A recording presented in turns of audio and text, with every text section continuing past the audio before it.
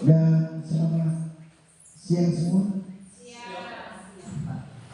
Pertama-tama marilah kita panjatkan puji dan syukur kehadirat Allah Subhanahu wa Ta'ala, Tuhan Yang Maha Esa, karena pada siang hari ini saya meminta teman-teman untuk menghadiri pengimbasan, dan semoga berjalan dengan baik. Yang terhormat Bapak Kepala Sekolah dan rekan-rekan guru, izinkan saya membawakan materi dari bimbingan konseling, mata pelajaran bimbingan konseling, yang mana sebelumnya saya ceritakan dulu bahwa saya ada nama dipanggil dari DGTK tanggal pelatihan itu tanggal 27 sampai dengan 30 September. Ya, kemudian pelatihan tersebut berlangsung selama 4 hari dengan penutupan. Yang selanjutnya setelah selesai pemateri kami berpesan bahwa kalau sudah kembali ke sekolah jangan lupa adakan pengimbasan berupa video. Kemudian saya juga bingung, ya, karena bingungnya begini. Di grup kami di kelas A itu sepi. Saya sering bertanya, sebenarnya kita ini OJL atau praktik baik? Ya, tanda 3 itu OJL praktik baik dengan pengimbasan. Tidak ada yang jawab karena mungkin malu-malu. Tapi ternyata saya tanya dosennya, kita ini fasilitator daerah, kita ajar anak-anak, kita ajar teman-teman sesama guru BK. Ya. Kenapa sebelumnya diajari guru BK teman sejawat dulu? Maksudnya teman sejawat, teman di sekolah yang berkaitan dengan bimbingan konseling. Jadi kita ambil saja bahwa seperti itu. Mungkin juga Pak Ahmad tahu kita sama-sama guru BK. Yang materi yang sering kita adakan itu 4 bidang, ya. Bidang belajar, pribadi, sosial, dan karir. Di sana tidak disebutkan, tidak terlalu, apalagi RPP, RPL bagi kita tidak terlalu disebut. Yang disebutkan materi yang baru ini yaitu 7 jurus BK hebat. Nah, setelah kita ikuti pelajaran-pelajaran tersebut, ternyata ini 7 jurus hebat ini di sekolah kita cuma pilih 2 saja. Ya, apa yang kita mau ambil di situ? Waktu saya praktek itu hari saya ambil bangun kolaborasi. Tetapi ya, kita diwajibkan ini tampil di OJL ini atau di pengimbasan. Nomor 1, kenali potensi diri atau kenali potensi. Maksudnya potensi itu kepada anak-anak, kepada murid, bukan potensinya teman-teman guru BK, bukan. Ya. Jadi mengacu pada kenali potensi, teman-teman bisa melihat bagaimana kalau kita hadapi murid-murid itu tidak serta-merta kita otoriter begitu. Dan begini, 9 mata pelajaran. Apakah anak-anak itu harus menguasai semua? Kan tidak. Ada yang jago bahasa Inggris, ya itu saja potensinya. kemudian ada yang jangan umpamanya bahasa Indonesia. Jadi kita lihat potensinya. Kemudian guru BK dibantu lagi dengan adanya guru wali yang sering disebut di sana. Guru wali ini kita benar-benar dampingi anak-anak itu, kita lihat apa dia punya potensi, bakat, minat. Itu yang kita bimbing terus, bekerja sama, berkolaborasi dengan guru BK. Ya.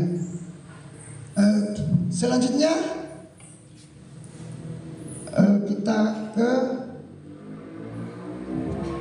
materi. Metode apa yang saya pakai? Metode yang saya pakai di sini adalah metode ARKA. Kalau di guru mata pelajaran yang biasa ada metode ceramah, kelompok. Ini saya juga baru tahu ini. Mungkin juga Pak Ahmad baru lihat juga. Ada beberapa metode itu yang bahasa-bahasa susah sebenarnya.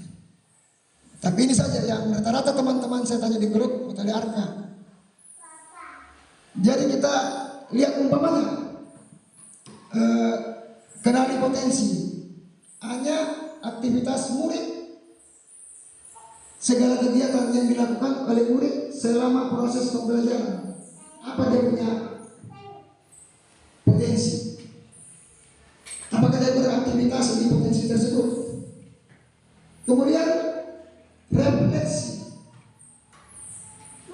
Ya, jadi ini saya ambil metode ARKA ya.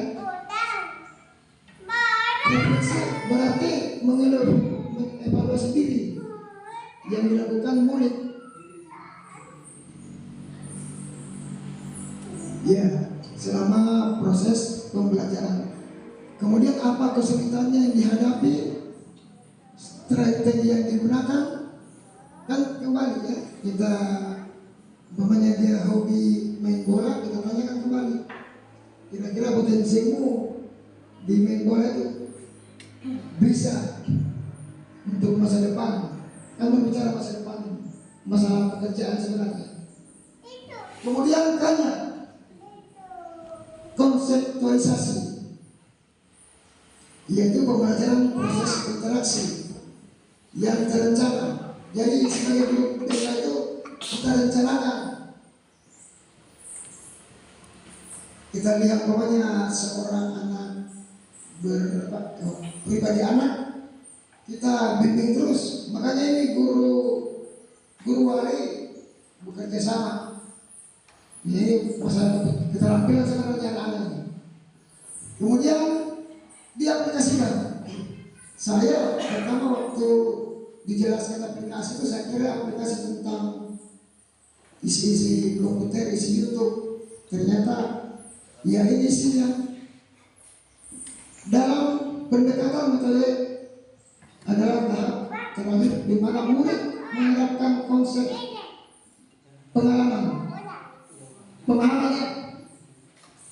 pemahaman baru dalam situasi baru. Maksudnya kalau ada yang punya hobi yang lain dicampur-campur.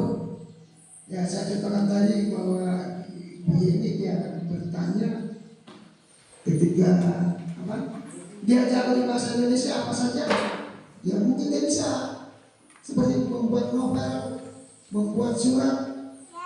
Ya, tetapi dia hobinya main bola. Jadi diaplikasikan, dicampur aduk, jadi tidak satu pun.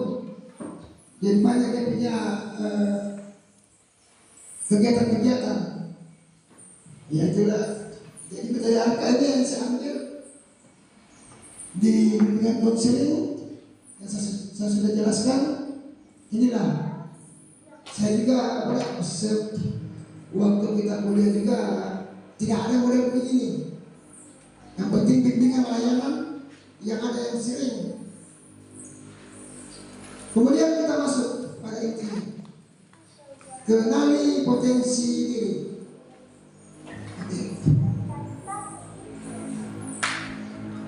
Tapi sebelumnya itu saya akan bagikan kertasnya.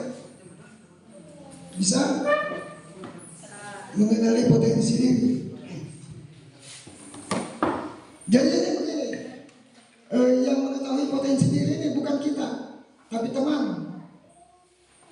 Ya, jadi Pak Helmi tulis. Ya, begitu juga timbal baliknya, tapi tidak cukup kertasnya ini. Ya, mungkin hanya. Oh ada juga. Ya, untuk Ibu Santi, Bapak Ibu Santi, apalagi punya hobi dan potensi, bakat. Ini maksudnya Pak, kita. Ya tulis, karena kan teman dekat pasti tahu oh, ini hobinya. Anak-anak orang begitu. Ini hobinya teman saya. Berarti kita akan coba menebak hobi dari teman kita. Ya. Sebentar di store mereka dia. Sebentar di store. Kalau dia membantah, terbukalah dia. Saya punya bakat begini ternyata. Ya, coba silakan saling tulis menulis. Karena kan meskipun orang baru di sekolah kita pasti sudah tahu bakatnya. Potensinya kan? Jogging. Ya. Apakah dia punya bakat? Iya, maksudnya tulisannya itu sesuai dengan Iya, pengamatan ya. Iya. Oh iya. Kapan lagi teruskan? Bagi dua. Jadi sebentar setelah ditulis kan begini. Murid-murid di kelas itu sudah tahu itu bakatnya. Potensinya sudah tahu. Hanya kadang dia sembunyikan. Nah, ketika tulis begitu sebentar dia membantah, terbukalah dia bahwa saya punya potensi hobi karaoke ternyata. Ya. Sebentar bacakan hobinya.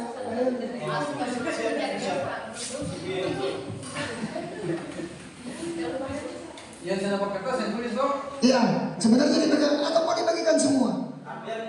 Iya kan, sampai saja ya. Nanti didiskusikan.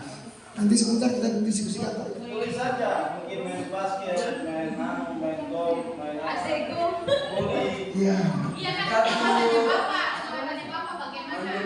Dengan begini mereka terbuka, anak-anak itu terbuka, dia punya bakat, kan bakat terpendam kan? Iya. Jadi guru memancing dengan begitu.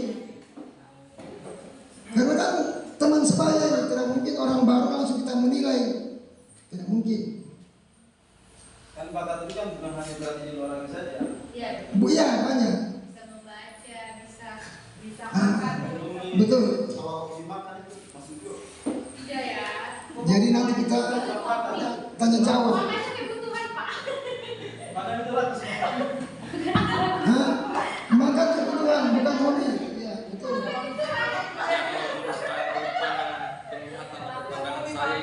Iya. Oke. Mungkin karena waktu. Hobi itu aja juga bukan. Kalau kopi, Iya. cek aku berapa sekarang? Bisa juga. Umpamanya apa? Shopping. Dia punya bakat berdagang. Iya. Oh, jual beli. Ya jual beli. Yang kita lihat kehidupan saat ini yang modern ini Shopping juga masuk. banyak orang terjun ke bisnis tersebut. Anak-anak kita mungkin sudah bisa jual Yang ditulis ini yang satu atau berapa? dua saja. Iya. Iya. Oke sudah. Oi, ternyata ya. Coba. Inilah yang dikatakan melihat bakat orang itu tidak langsung menebak. Dia berpikir dulu sebenarnya ini si Budi tadi ini hobinya dia apa? Kenapa dia tidak mau menunjukkan kelebihannya? Nah setelah ini guru bisa memahami bahwa umpamanya si Budi ini ternyata dia bakat main takraw. Kita bina dia terus jadi pemain takraw profesional. Kalau hobi tadi itu belanja di internet, ya kita bina dia. Diajarkan mengirim apa itu? Diajarkan belanja online kan begitu maksudnya. Jadi ini kenali potensi. Sudah? Sudah. Ya. Oke. Kita ya. Setelah itu kita tanya, Pak Jai menilai Pak Helmi selama ini bergaul dia tertutup kan? Sebenarnya bakatnya apa nih? Coba cerita. Ya, terima kasih atas kesempatan yang diberikan kepada saya. Ya, saya akan memberikan hasil pengamatan saya selama bergaul dengan Pak Helmi. Iya, menurut pengamatan saya, Pak Helmi ini potensinya yaitu yang pertama itu bisnis, yang kedua menyanyi. Mungkin itu saja. Terima kasih. Nanti bisa kita cobain. Oke, terima kasih banyak. Berarti langsung dicoba satu lagu mungkin Pak. Setelah ya kertas ini, ya pengamatan ini dari Pak Zainuddin, apakah benar-benar dia terima pengamatan Pak Jai atau dia protes? Coba. Ya, terima kasih. Dengan ini tanggapan yang diberikan oleh saudara saya atau teman saya profesi Bapak Zainuddin tentang penglihatan beliau kepada saya selama saya berada di SMP Negeri 17 Buton ini, ya, kita sering berdiskusi. Memang mungkin Bapak melihat saya selalu membahas tentang yang namanya usaha. Ya, alhamdulillah saya juga sesuai dengan ya, profesi saya selama atau sebelum saya menjadi seorang tenaga pendidik, guru. Dan yang kedua ini menyanyi, mungkin karena Bapak minggu lalu atau kemarin sering melihat saya menyanyi, ya makanya bisa diambil kesimpulan kalau saya hobinya menyanyi. Mungkin itu Pak dari saya. Terima kasih Pak. Oke, terima kasih teman-temannya. Kemudian kita timbal balik lagi. Timbal baliknya lagi. Ya. Pokoknya bagus ya, kita angkat kita punya potensi nih. Kita angkat potensinya anak-anak. Baru kita ulang-ulang terus sih. Iya. Terima kasih Pak pemateri.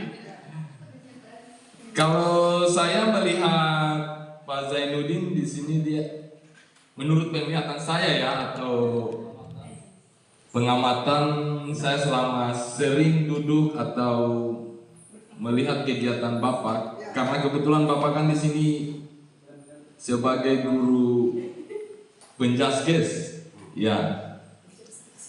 Saya melihat Bapak ada potensi di situ dalam bermain voli dan bola basket. Ya, cuma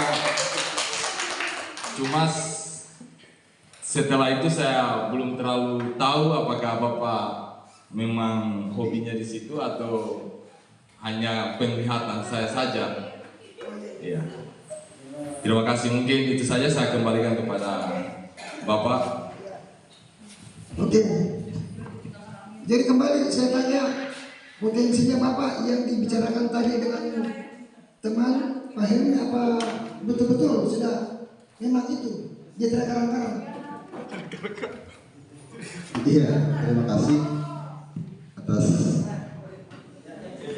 pengamatan dari teman saya Pak Helmi. Ya, pada dasarnya memang untuk voli ini tidak terlalu hobi sebenarnya, cuma karena tuntutan tugas, ya akhirnya mau tidak mau. Tapi kalau jujur untuk olahraga, saya lebih berbakat di bulu tangkis. Ya, itu saja mungkin. Oke, terima kasih Pak Jainuddin telah berterus terang bahwa dia punya potensi di olahraga, tetapi cabang bulu tangkis. Pengamatan Pak Helmi untuk kepribadiannya Pak Jainuddin agak apa namanya tidak kenal sekali ya. Ya. Permainan bulu tangkis mungkin belum ditampilkan. Oh iya, oke. Terima kasih sudah memberikan tanggapan dan masukan. Kemudian bisa nggak saya ambil lagi contoh? Oh, Parafil. Jadi Pak Guru Parafil akan memberikan tanggapan terhadap teman apa dia punya bakat dan potensi. Ya, baik, terima kasih. Jadi menurut pengamatan saya selama ini, selama bersama-sama satu instansi dengan rekan saya yaitu Ibu Santi, menurut pengamatan saya kalau saya perhatikan beliau untuk hobi, ya, terutama di bidang olahraga, mungkin volleyball atau bola voli. Kemudian yang namanya seorang wanita, hobi yang selanjutnya mungkin ya, ini sesuai dengan pengamatan saya ya. Mungkin shopping bisa masuk di dalam ya. Terus kemudian yang aja saya ambil 3, salah satunya bakat juga ini salah satu yang melekat kepada ciri khas dari wanita tersebut. Yang terakhir yaitu mungkin memasak. Iya. Iya. Nah, mungkin itu saja. Selanjutnya saya kembalikan ke Ibu Santi mungkin untuk menanggapi sesuai dengan pengamatan saya. Ya, saya kira itu. Terima kasih. Oke, tepuk tangan dulu semua. Terima kasih pengamatan potensi ya, dari Ibu Santi. Apakah Bapak hanya mengira-ngira atau menebak? Saya tanya keaslinya kepada orangnya. Apa sebenarnya potensi dan bakatnya? Apakah betul?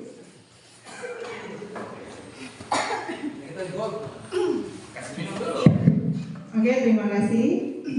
Saya langsung menanggapi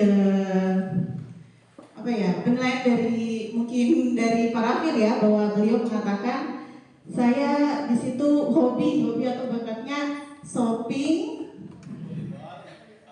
volleyball, selanjutnya memasak. Hobi voli sama shopping ya. Oke, untuk voli, maaf ya Pak ya, saya sebenarnya tidak punya kemampuan di situ. Ya, karena mungkin juga jarang juga latihan seperti itu ya. Untuk shopping itu menurut saya bukan masuk di bakat atau hobi. Itu sesuai kebutuhan. Kalau saya butuh saya beli. Seperti itu Pak. Oh tidak. Kalau mengoleksi tidak.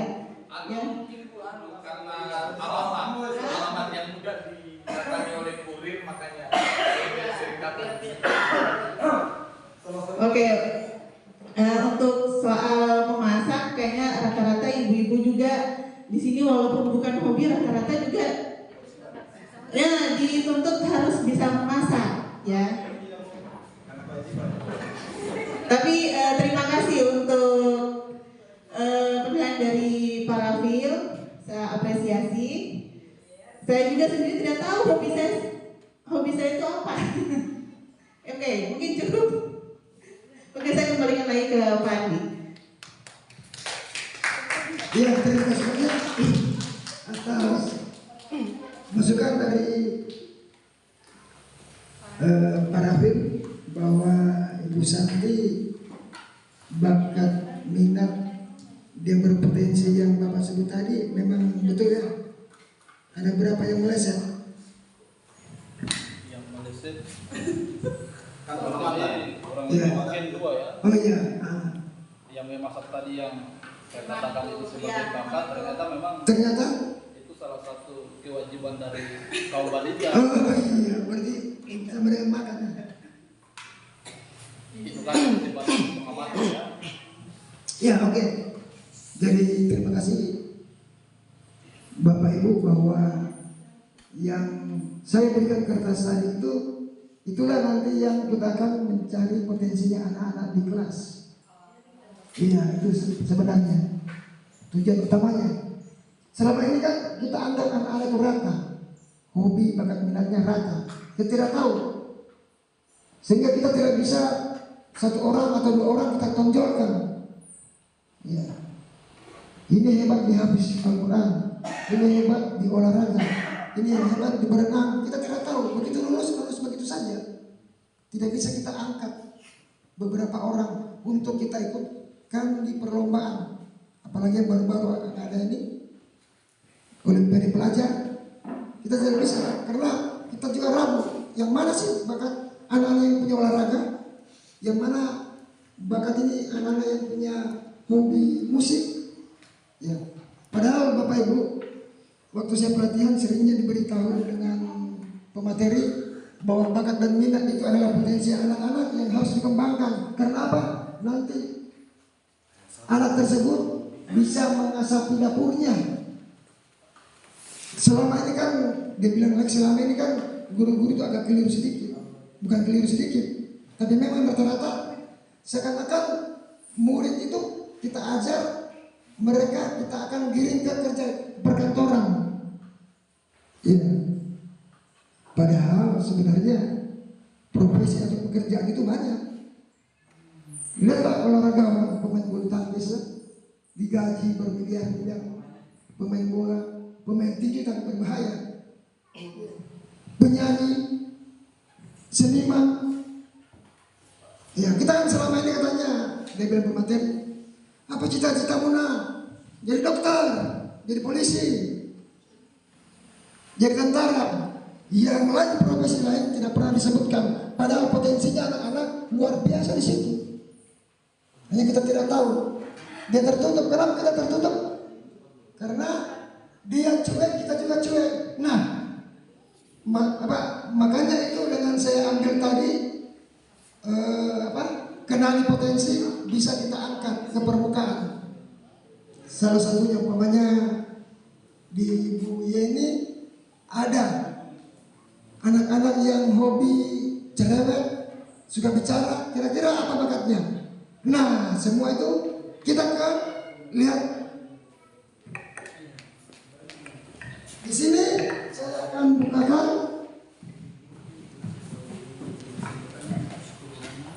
tentang minat bakat apa sebenarnya. Ya, jadi kita pahami sama-sama, kita lihat.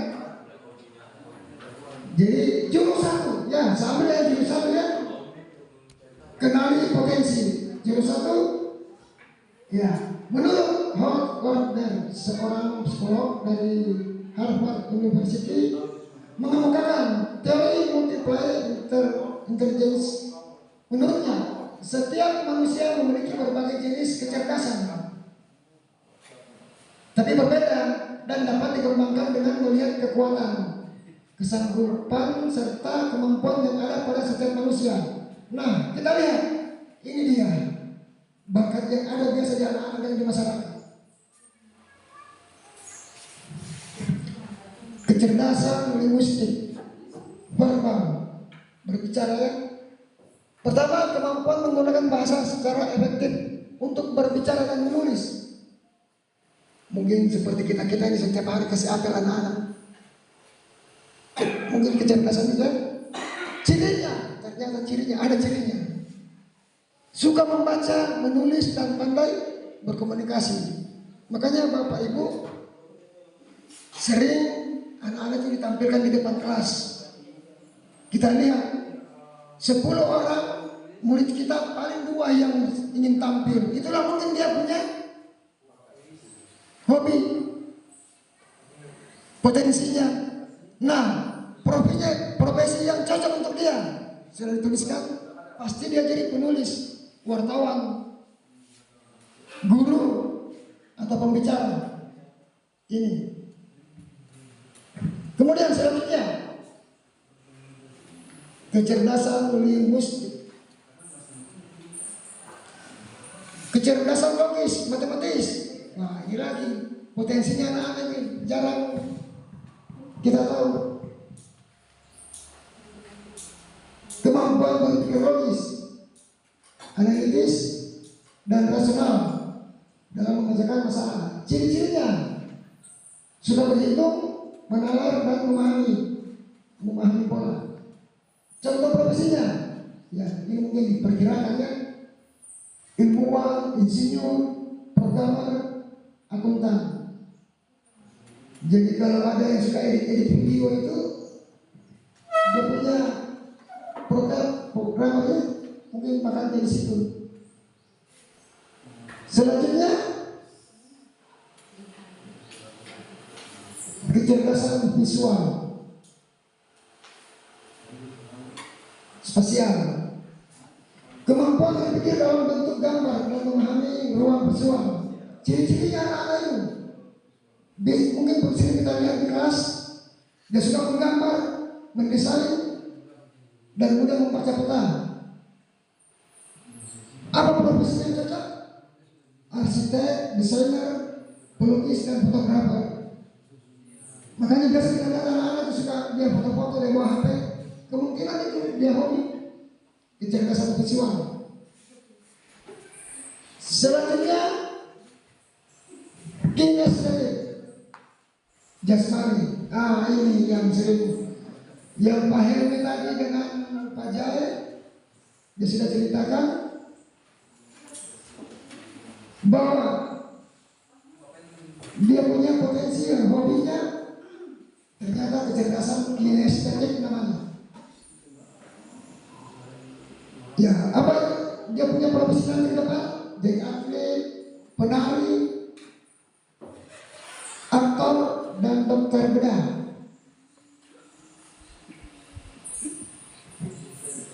Dulu pernah kita ajak anak menari di lapangan, tapi sekarang dia stop karena mungkin tidak lagi pembinaan. Selanjutnya kecerdasan musikal. Ya ini gampang ditahu. Pak Jaya langsung dia tebak. Pak Helmi dia pernah main karaoke.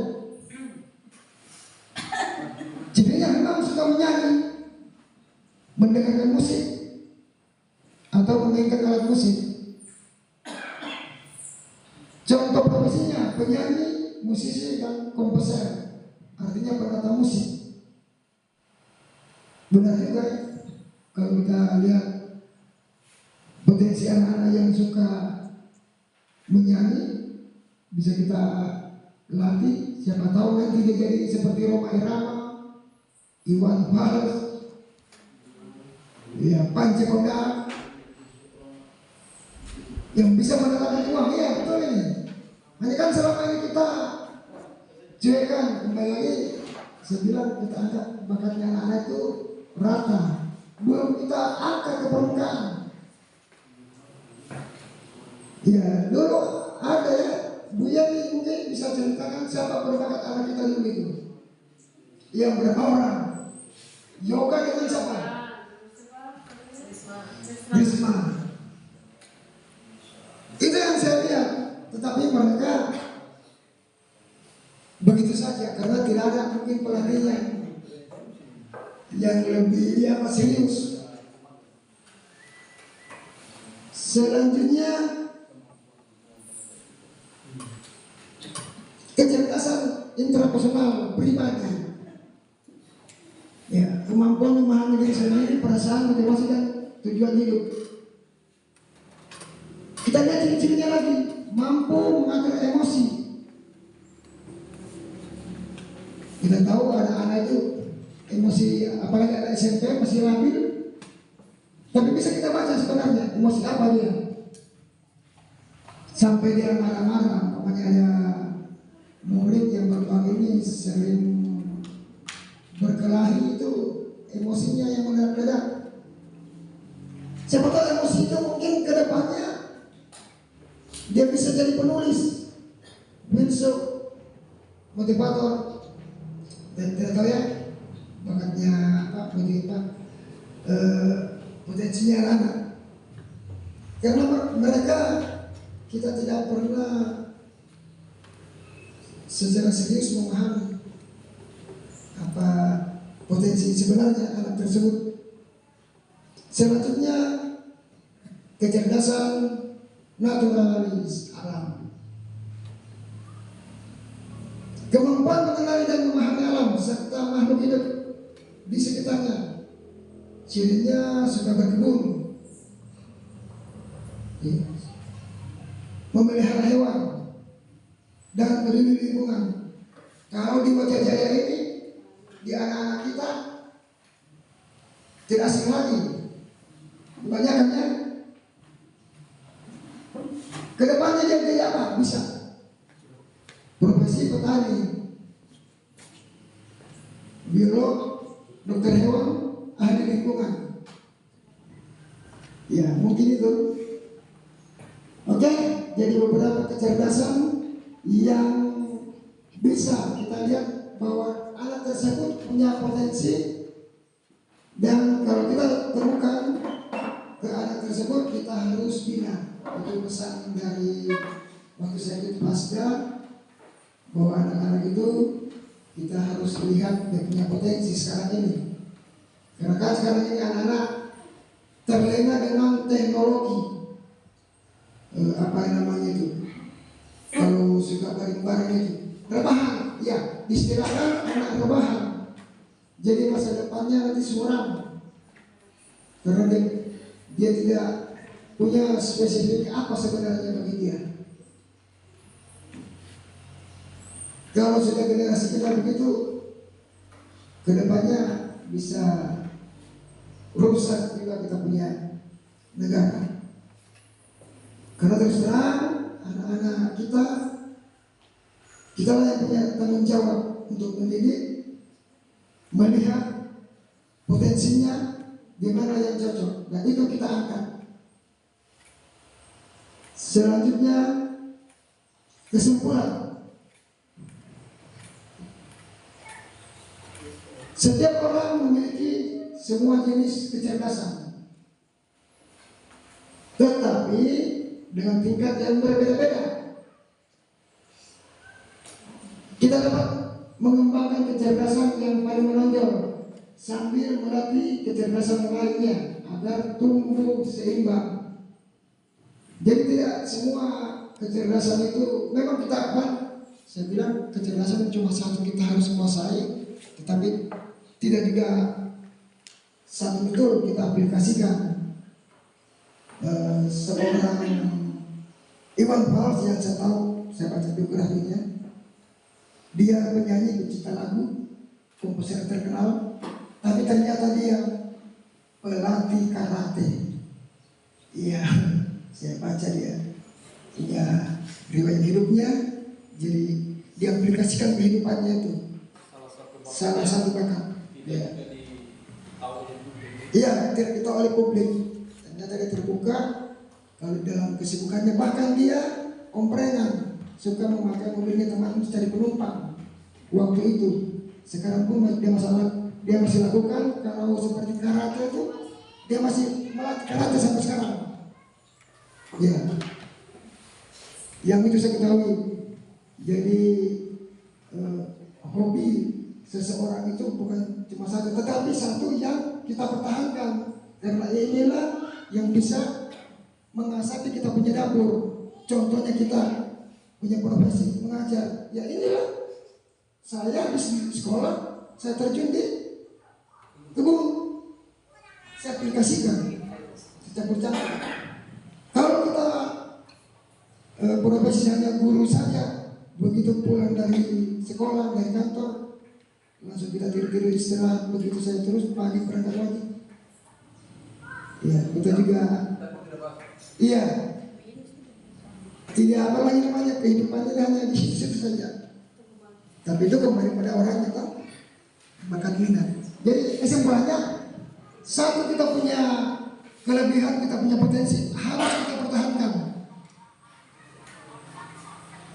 Karena itu memang sudah jaminan masa depan kita. Tetapi bisa seperti Pak Nafil pulang dari sekolah memancing, saya juga memancing. Ya, mungkin menghilangkan stres, bukan berarti kita tujuan mencari ikan, bukan. Ya, tetapi kalau ada hasilnya kita bawa pulang. Kalau lebih banyak kita jual. Kalau banyak dijual. Iya.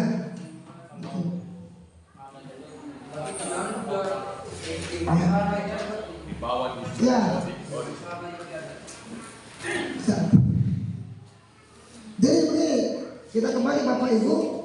Saya akan tanya dulu atau ada mungkin masukan dari Bapak Ibu selama mengajar di sekolah ini.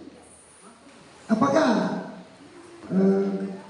saya tanya dulu Ibu Yeni, selama Ibu Yeni mengajar di sekolah yang saat ini tahun ini, apa ada anak-anak yang unik dilihat, unik lain daripada yang lain?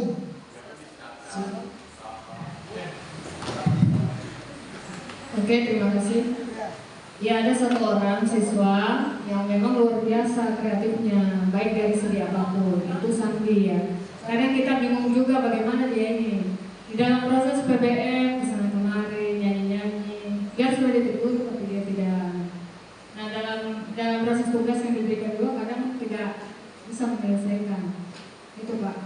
Terima kasih. Ya, untuk saat ini itu dulu. Saya mungkin sebagai pemateri saya tidak bisa jawab sendiri karena ada teman saya berbeda juga, mungkin bisa memberi tantangan atau masukan. Silakan Bapak. Bisa ya? Karena kita ini berkolaborasi juga. Ada anak super aktif sekali. Jadi Pak berdiri berkelihatan kamera. Kira kita bisa. Ya, saya sebenarnya juga belum mengetahui persis. Hanya kan dari informasi dari teman-teman bahwa ada seorang murid ya yang super aktif, ya super aktif di dalam kelas. Kalau dia super aktifnya itu mungkin ketika dia dikasihkan tugas atau pertanyaan dia responnya dengan cepat. Nah, itu mungkin kita boleh katakan itu ada potensi yang dimiliki anak tersebut. Ya, tapi ini sepengetahuan pengamatan dari para teman-teman guru yang mengajar, ketika dikasih tugas, dikasih pertanyaan diam, kasih tugas tidak bisa menyelesaikan. Ya.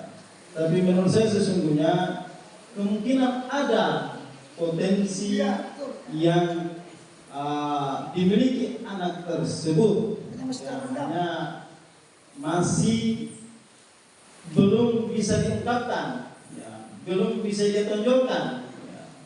Yang mungkin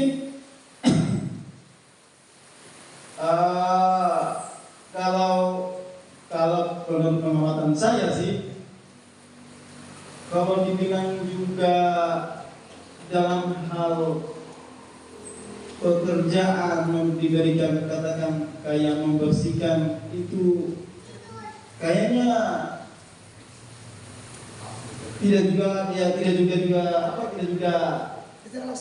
dilaksanakan.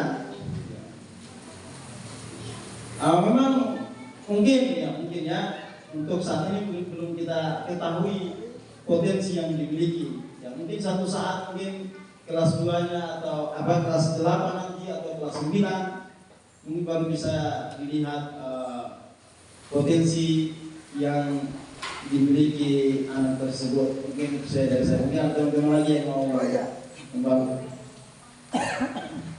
Terima kasih Pak Ahmad telah memberikan masukan yang sangat baik bagi saya dan bagi teman-teman. Tetapi jawaban beliau juga seperti belum mendapat kepastian sebenarnya bakat dan potensi anak tersebut di mana.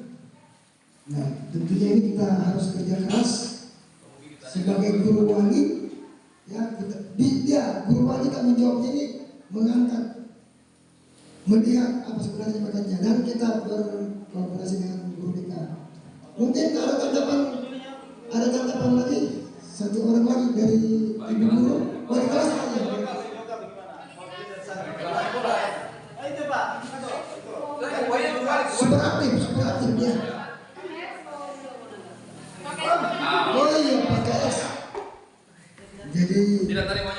Presiden tanya Pak. Pertanyaannya dari Buya ini, ada anak kelas 7. Namanya siapa? Sandi. Dia sudah aktif sekali. Mendapat tanggapan dari guru BK juga Pak Ahmad bahwa anak itu masih menurut beliau tidak bisa memastikan sebenarnya potensi dan bakat itu anak apa, karena kebanyakan diberi tugas dari guru atau suruhan guru dia tidak laksanakan. Bagaimana dengan menurut Bapak? Oke, bismillahirrahmanirrahim. Assalamualaikum warahmatullahi wabarakatuh. Saya tadi sependapat dengan apa yang disampaikan Bapak Ibu Guru, bahwasanya memang ada anak potensinya belum kita lihat. Begini, memang kita dijelaskan dalam pemahaman anak itu ya, ibaratnya anak itu ibaratnya seperti gunung es, di mana gunung es itu kita hanya bisa melihat puncak, tapi di dasarnya itu kita tidak tahu. Misalnya ada gunung es yang di dasar laut, kita tidak tahu itu, yang kita lihat hanya puncak saja yang di luar, sebagian yang kecil di luar, tapi di dalamnya itu kita tidak tahu apakah dia menyatu, apakah dia dasarnya itu bagaimana. Itu yang kita lihat seperti si Sandi. Misalnya si Sandi ini dia hanya memunculkan anomali-anomali yang mungkin kalau dibilang bertentangan ya, bertentangan. Nah, dalam sebuah sistem pembelajaran ketika kita melihat anak-anak seperti itu, jangan kita menganggap anomali-anomali itu malah sebuah tantangan. Jangan, kita menganggap itu hal yang positif selama dia tidak berisiko gitu. Selama dia tidak berisiko, karena sebetulnya dia masih dalam usia masih tumbuh dan berkembang. Kita juga sebagai guru senantiasa mengarahkan, tetap mengingatkan, tetap memperingati.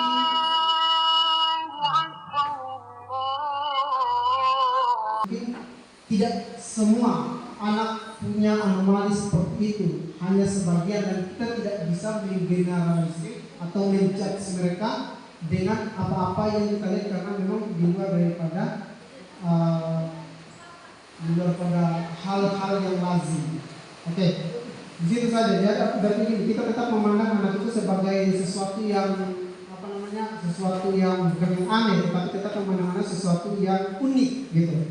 Karena itu salah satu sistem bahwa kita melihat potensi anak, jangan dulu kita menjudge sesuatu kebiasaan itu sesuatu yang aneh, jangan dipandang seperti itu, tapi dipandang sesuatu yang unik. Maka di sini kita sebagai guru BK, guru kepala sekolah, dan guru wali dan guru wakilnya selalu mengamati apa-apa saja yang kemudian keunikan yang dia miliki.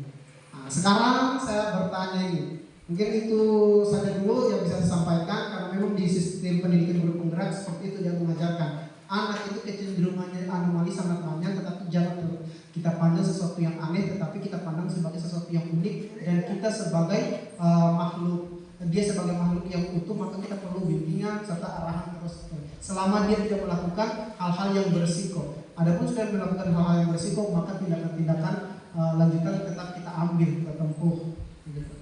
Tetapi terkait potensinya tadi, ini tujuan kita hari ini pada pembelajaran hari ini. Nah, pertanyaan saya ya, ini sesimpel ya, simpel, tetapi memang ini menjadi atensi buat yang mengikut pelatihan Pak, karena masih ada objek-objek ke depannya.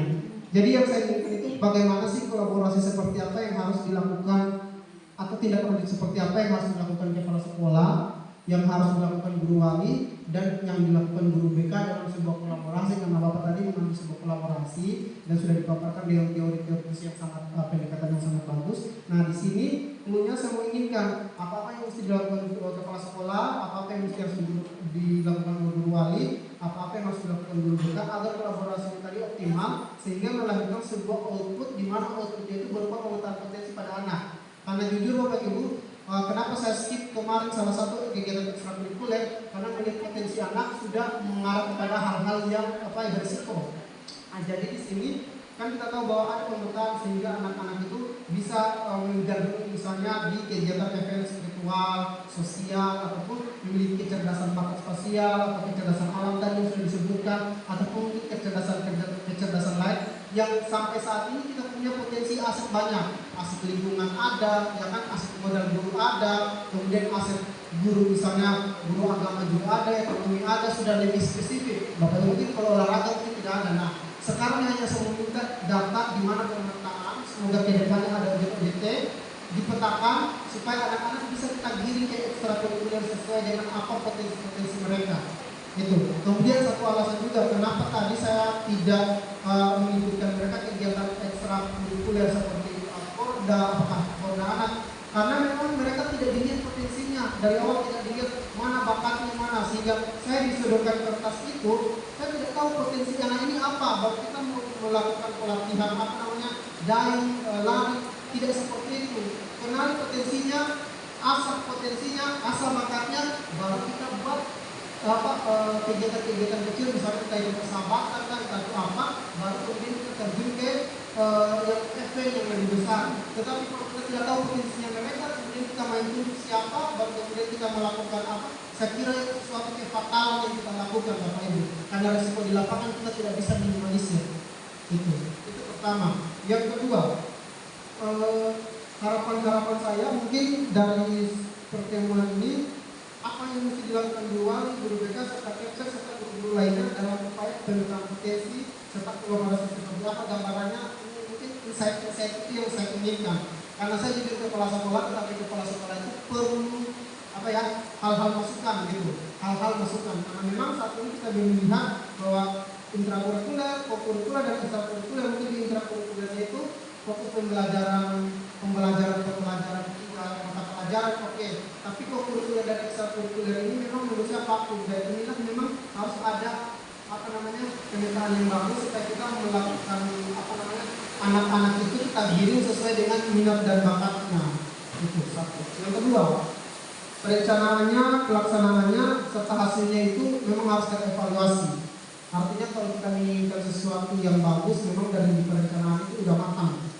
Dan perencanaannya bagaimana, saya inginkan gebrakan-gebrakan seperti itu, dan saya mohon apa yang harus kita lakukan, saya sebagai kepala sekolah, sebagai guru BK dan sebagai guru wali, kita untuk guru wali men-assess atau melihat resiko atau melihat tentang apa, tapi berikan kita clue-nya apa-apa. Jadi berarti dia sudah ada dalam bentuk bahan dia sehingga jadilah, dan kita lihat oh iya ini yang harus kita lakukan, yang kita lakukan gitu.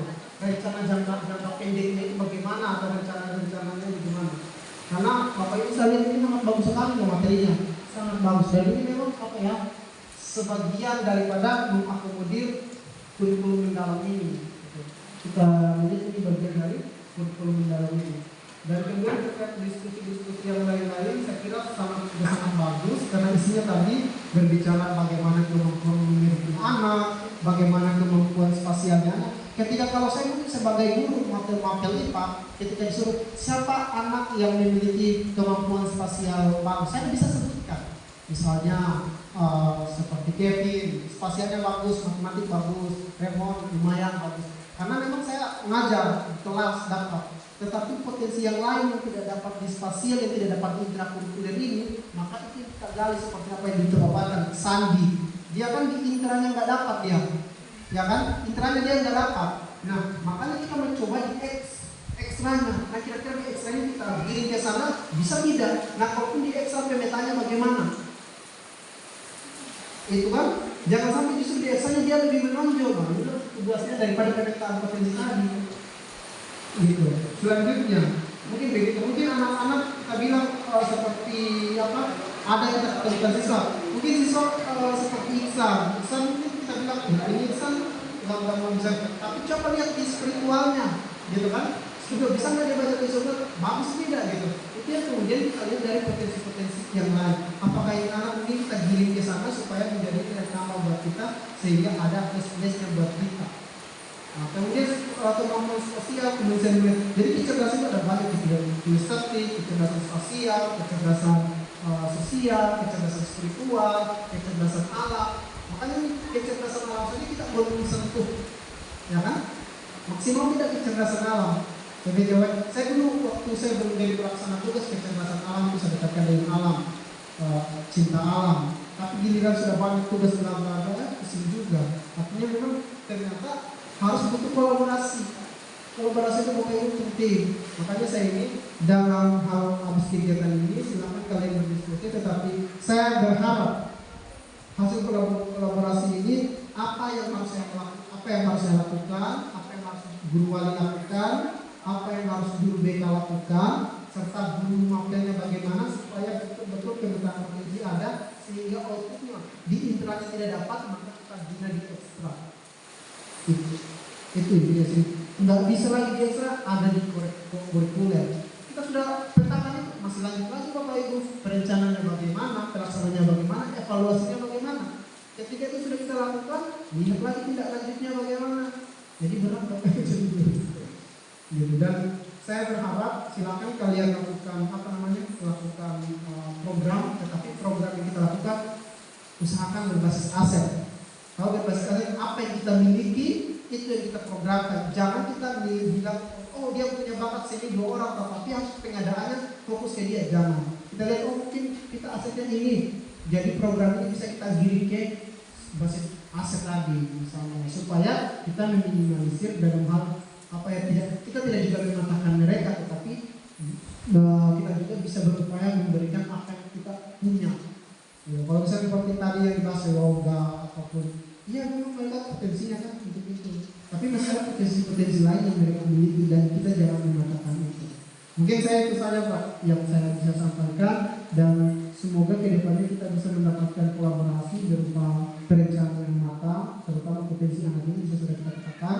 Dan kira-kira artinya kan banyak tuh dari 8 poin, misalnya kenal potensi, apa segala macam, kelola emosi, tumbuhkan resilience, dan karena Bapak bilang bangun kolaborasi, maka karena bangun kolaborasi yang dipilih, maka saya inginkan kolaborasinya bagaimana, apa yang harus dilakukan Kepsek, apa yang harus guru wali, dan ini mohon jangan hanya sebagai teori, tetapi bentuk perencanaan supaya kontrolnya secara kolaborasi. Karena jujur itu Bapak Ibu sudah mendapat guru wali, tapi jujur saja guru wali programnya apa kan bukan hanya sebatas akademik, tetapi di Ciliwung kita selaraskan administrasinya bagaimana, potensinya itu anak cara pemetaan potensinya itu mungkin ini loh perencanaan yang dilakukan BK, ya udah sekarang dibantu dirapikan lagi dengan guru masing-masing guru wali supaya guru wali itu terlibat juga di situ. Artinya memang Bapak sebagai revolusionernya, saya juga sebagai kepala sekolah, apa yang mesti saya lakukan? Bapak sebagai revolusioner, Bapak yang sebagai desainnya, nanti kemudian itu yang kemudian kita minta kolaborasi dengan guru-guru supaya kita matangkan daripada programnya Bapak. Karena begini, misalnya tidak lanjut dari sini ini, ya kalau dari tidak lanjut dari ini, Bapak pilih bangun kolaborasi, penetapan jurus, berarti kan misalnya penetapan jurus toh sudah bangun kolaborasi sudah ada, berarti jurusnya itu otomatis kesasaran kan? Nah jadi lebih spesifik ke situ. Ya, mungkin itu saja supaya Bapak tidak bias. Ada outputnya di kita supaya pertemuan hari ini bukan hanya menyita waktu dan energi, tetapi ada briliannya gitu, ada hasilnya gitu, ada jurus ampunya dan diterapkan. Mungkin itu saja dari saya. Sekarang penerapannya saya kembali ke materi, luar biasa sekali materi ini. Terima kasih Pak KS, bahwa intinya saja dari masukan kepala sekolah tadi, setelah mengetahui kita mengangkat potensi anak-anak kita, intinya kolaborasi.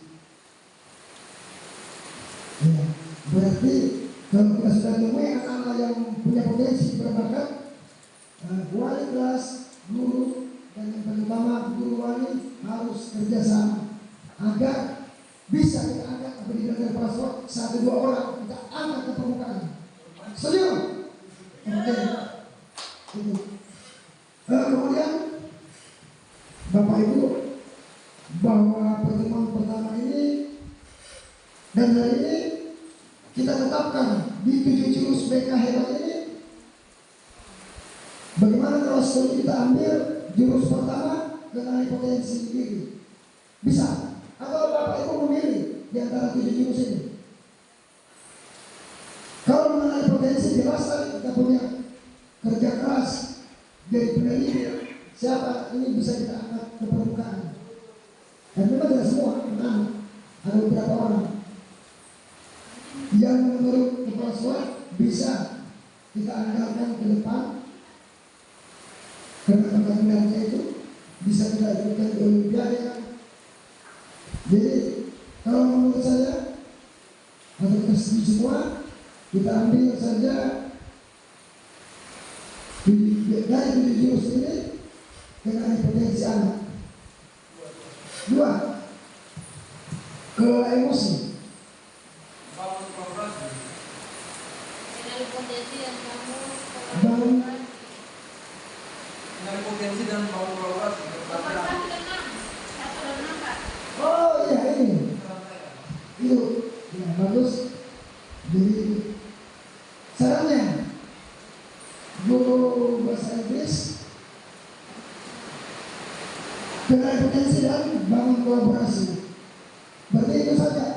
selama tahun ini atau semester ini itu yang kita pakai jadi dua saja dengan ada potensi dan membangun kolaborasi. Ya, mungkin ada teman-teman masukan atau memang kita sudah tetapkan yang ini karena ini pertemuan pertama. Selanjutnya ada lagi, kalau sudah ada lagi kita akan tertuju ke bangun kolaborasi. Tapi tetap berkaitan dengan potensi. Artinya ini yang 6, yang 7, 2 yang urgent, 2 saja yang urgent. Jadi kita tetap bagi teman-teman. Oke, nanti pertemuan selanjutnya. Kemudian kalau kita ada pertanyaan lagi, oh ya, silakan. Ada masukan tentang potensi sekarang.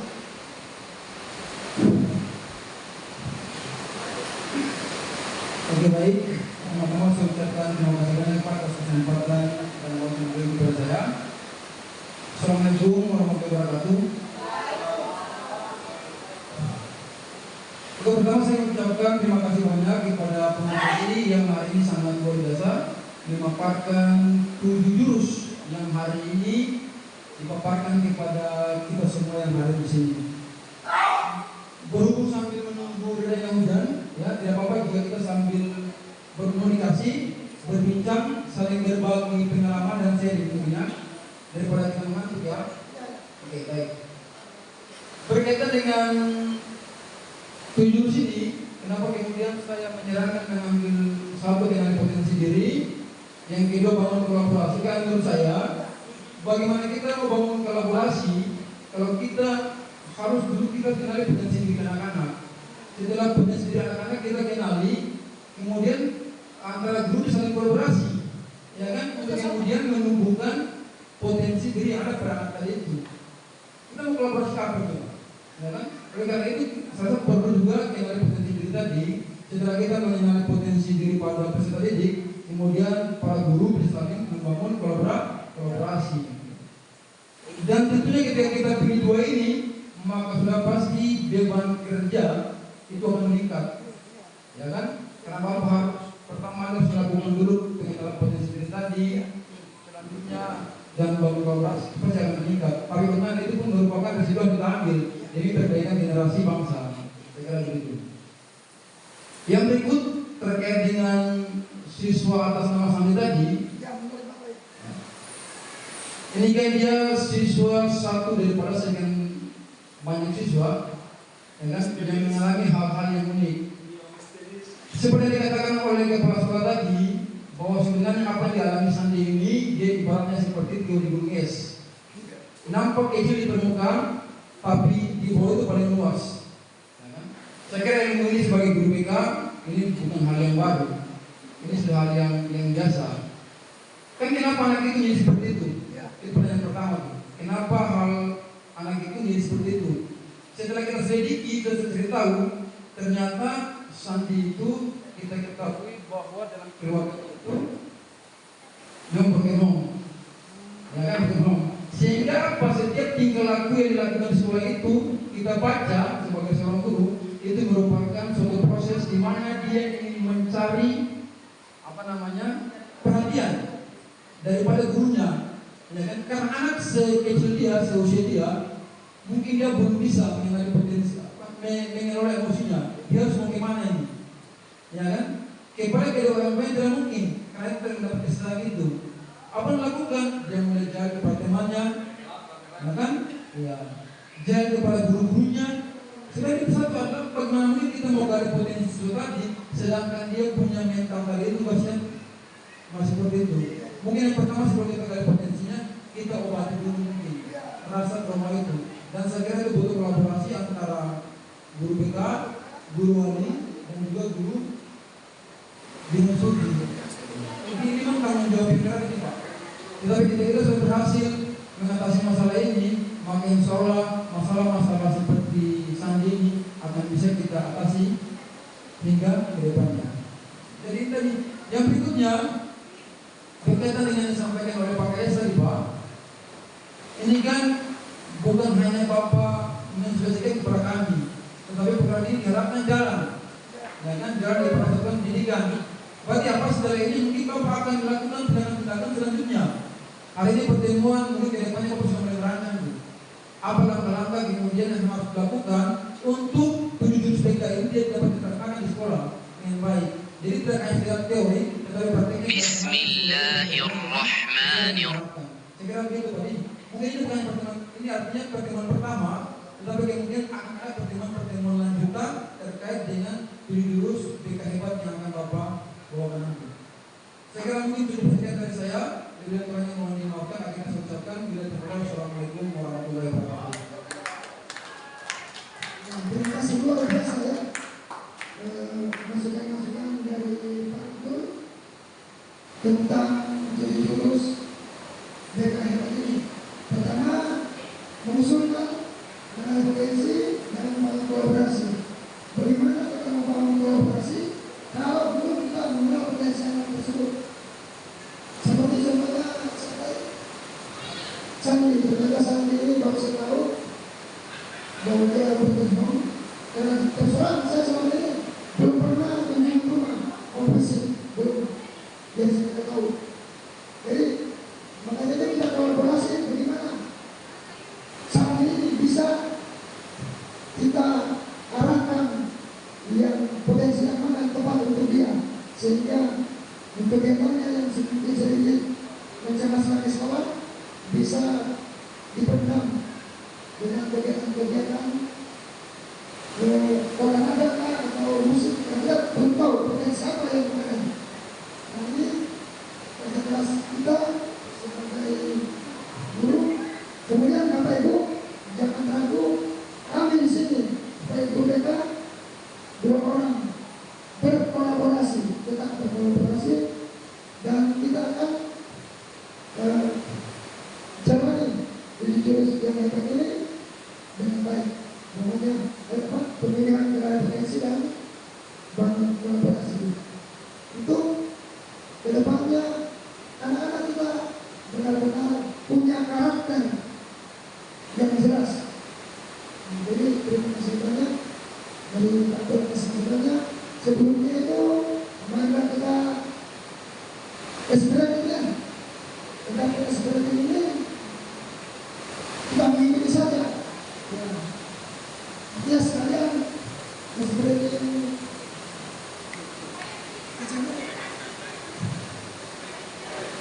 mengurangi kejenuhan. Ya. Tapi sepertinya langsung saja ini. Semua berdiri Bapak Ibu, kita berdiri.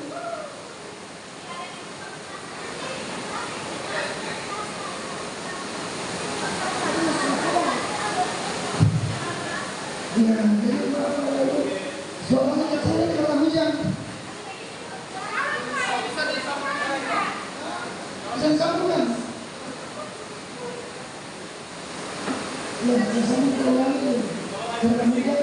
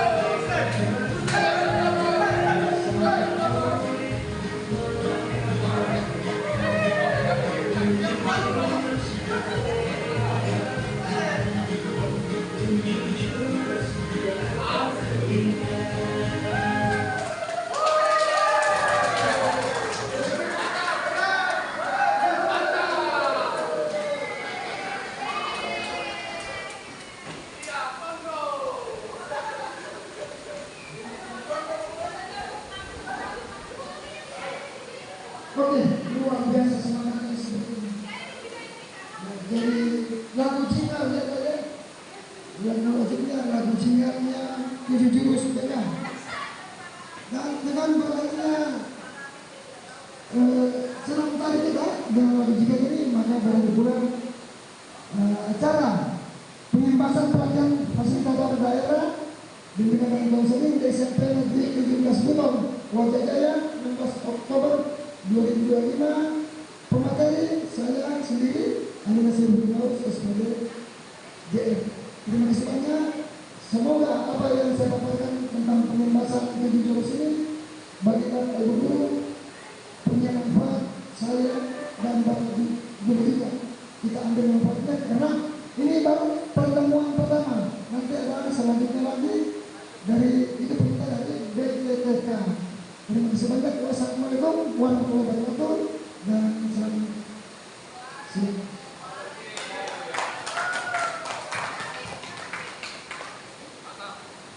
Konsumsi.